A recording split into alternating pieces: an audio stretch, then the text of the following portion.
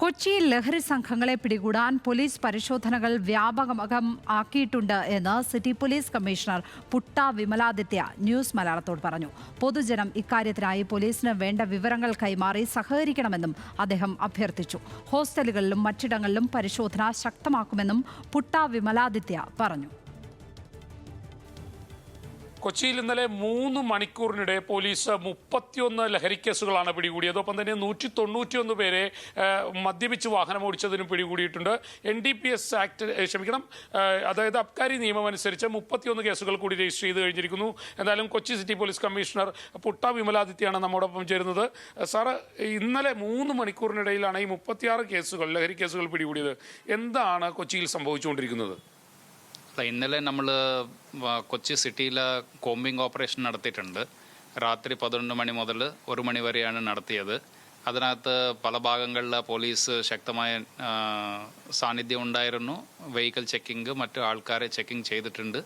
അതിനകത്ത് ഭാഗമായിട്ട് 191 drunk and ഡ്രൈവിങ്ങും മറ്റ് 31 അബ്കാരി, 36 NDPS കേസുകൾ ഇതൊക്കെ പിടിക്കാൻ സാധിച്ചിട്ടുണ്ട്.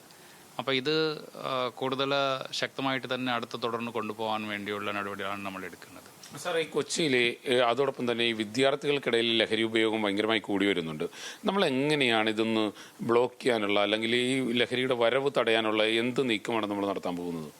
അപ്പോൾ കുട്ടികൾക്കിടയിലെ ഇത് വരുന്നത് തടയണമെങ്കിൽ ശരിക്കൊന്നും പോലീസ്, മറ്റ് എക്സൈസ്, എൻഫോഴ്സ്മെൻറ്റ് ഏജൻസീസ് ശക്തമായ നടപടിയെടുക്കുക എന്നതാണ്.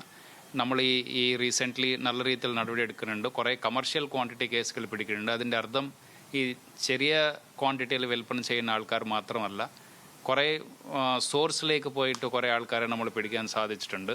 പക്ഷേ അതിനോടൊപ്പം നമുക്ക് ആവശ്യമുള്ളത് സൊസൈറ്റിയിൽ നമ്മുടെ ജനങ്ങൾ കുറച്ചുകൂടി ആക്റ്റീവായിട്ടുള്ളൊരു റോൾ ഇതിനകത്ത് പ്ലേ ചെയ്യണം. അപ്പോൾ എന്തെങ്കിലും ഇൻഫർമേഷൻ ഉണ്ടെങ്കിൽ നമ്മൾ യോദ്ധാവിൻ്റെ നമ്പറുണ്ട്, ആ നമ്പറിലേക്ക് അവർ വിളിച്ചറിയിക്കുകയും, അല്ലെങ്കിൽ നമ്മൾ ഈ കമ്മീഷണറുടെ നമ്പറോ മറ്റ് നമ്മുടെ നാർക്കോട്ടിക് സെൽ DYSPയുടെ നമ്പറുണ്ട്, അതിലേക്ക് വിളിച്ച് നേരിട്ട് അറിയിച്ചാൽ ആൾക്കാരുടെ ഐഡൻറ്റിറ്റി പുറത്താവാതെ നമ്മളതകത്ത് ശക്തമായ നടപടിയെടുക്കും.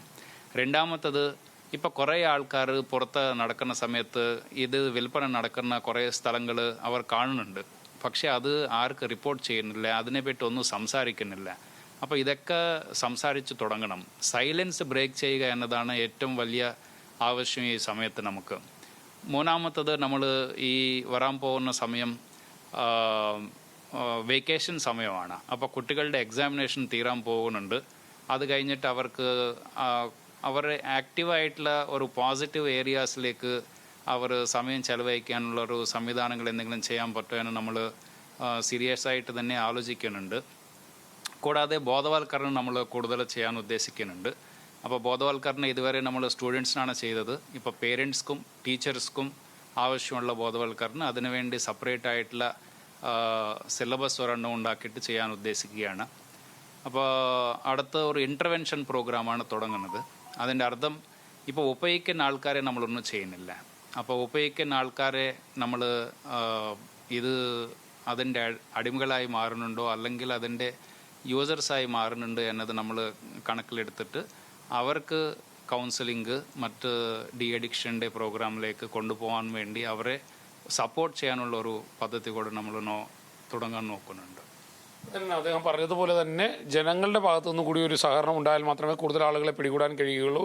എന്തായാലും ജനങ്ങൾ അവരുടെ ഒരു സൈലൻസ് ബ്രേക്ക് ചെയ്യണമെന്നാണ് കമ്മീഷണർ പറഞ്ഞു വയ്ക്കുന്നത്.